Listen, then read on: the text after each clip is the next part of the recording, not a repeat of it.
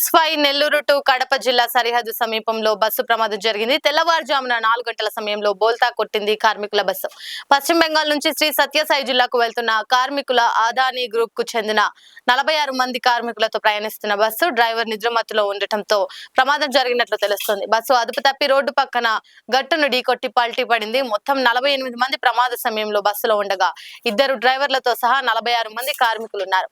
4 నుంచి 5 స్వల్ప గాయాలు కాగా మిగిలిన వారు సురక్షితంగా ఉన్నట్లు సమాచారం. క్షతగాత్రులను వెంటనే బద్వేల్ ఆసుపత్రికి తరలించారు స్థానికులు.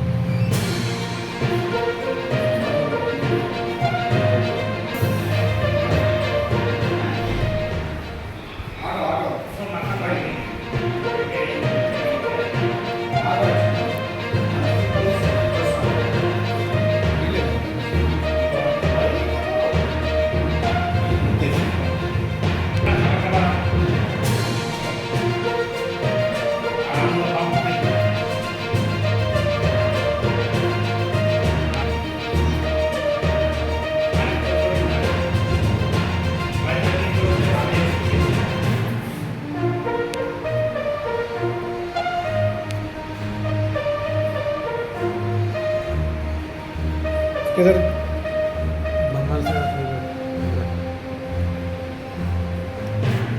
आंध्र किधर टेम्पल का ले काम पे किधर कैसा अन्नापल्ली कौन सा गाड़ी में